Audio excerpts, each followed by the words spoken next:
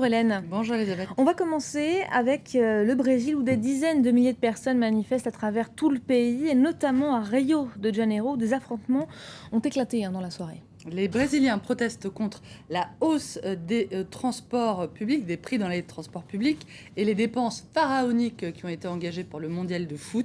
Et ils protestent énergiquement, comme on le voit dans ce dessin publié par la Folha de São Paulo. On les voit balancer des cocktails Molotov et des noix de coco contre les policiers. Et les policiers ripostent par des tirs lacrymaux et des balles en caoutchouc. L'ampleur du mécontentement plonge le journal de Sao Paulo dans la perplexité. Tout semblait si merveilleux sur l'oasis brésilienne, écrit le journal, quand tout à coup nous nous sommes retrouvés avec des manifestations dignes de la place Tahrir au Caire. Cela a été si soudain. Qu'est-il en train d'arriver au Brésil? Il n'y a pas de doute, quelque chose est bien en train de se produire, mais ce que c'est exactement ça, on ne le sait pas encore. Un entretien à présent qui nous intéresse, entretien de Bachar al-Assad au Frankfurter Allgemeine Zeitung, un entretien où il met en garde l'Europe en cas de livraison d'armes aux rebelles syriens. Si les Européens livrent des armes, l'arrière-cour de l'Europe deviendra un terrain pour le terrorisme et l'Europe en paiera le prix, affirme-t-il, alors que le G8, on le sait, est en pleine discussion sur la stratégie à adopter en Syrie, avec d'un côté les pays occidentaux qui veulent arracher des concessions sur la Syrie au président russe, et de l'autre, Vladimir Poutine, plus déterminé que jamais dans son soutien au régime de Damas.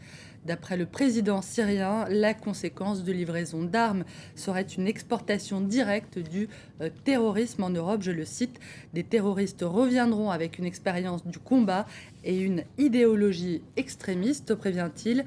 Les risques sont réels, confirme The Independent, qui explique qu'il est impossible de vérifier à qui exactement seraient destinées d'éventuelles livraisons d'armes. Si la guerre en Syrie était un simple conflit entre le bien et le mal, entre un mouvement de libération et une dictature, alors oui, il serait facile de savoir ce qu'il faut faire, mais ça n'est pas le cas. L'Arabie saoudite arme les rebelles, mais ça n'est pas parce que ces rebelles sont des démocrates, mais parce qu'ils sont des sunnites qui combattent un régime chiite. Injecter plus d'armes dans ce conflit ne constitue pas la bonne réponse. Fin de citation. Du côté du Guardian ce matin, Hélène, il est toujours question des révélations d'Edward Snowden, l'ancien collaborateur de la CIA. Eh bien, il a répondu aux questions des lecteurs du journal. Le lanceur d'alerte, comme il se définit lui-même, promet d'autres révélations et il parle de nouveaux détails, il avance de nouveaux détails sur la manière dont la NSA a un accès direct aux serveurs d'AOL, Facebook, Google, YouTube, Microsoft et autres Yahoo. D'une manière générale, dit-il, la réalité est la suivante. Si la NSA, le FBI, la CIA et d'autres veulent interroger des bases de données brutes de renseignement, ils peuvent entrer et obtenir ce qu'ils veulent.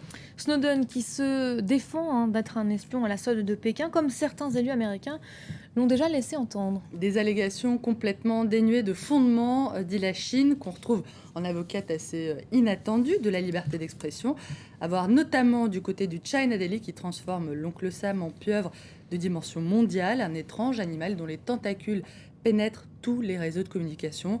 Sans transition et pour terminer, Elisabeth, un article de fond qui nous propose de nous expliquer pourquoi les Norvégiens aiment les émissions de télé ennuyeuses. C'est dans The Wall Street Journal, la Norvège, où une émission de 7 heures montrant les paysages défilant depuis un train a fait un vrai tabac, où une interview de 30 heures, ça fait rêver, a battu des records d'audience.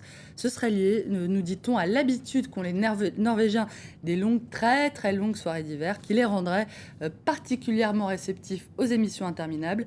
Promis Elisabeth, demain on vous raconte pourquoi les Italiens adorent les filles à moitié nues sur la rail.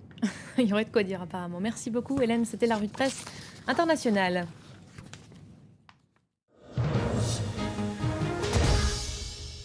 Et vous restez avec nous, on se retrouve dans quelques instants pour un tout nouveau journal. On va vous reparler évidemment du G8. Il s'achève aujourd'hui en Irlande du Nord, un sommet consacré en grande partie hier à la question syrienne. Entre Moscou et Washington, les dissensions sont toujours aussi marquées. On en reparle dans un instant avec un invité, un chercheur, David Tertry. À tout de suite.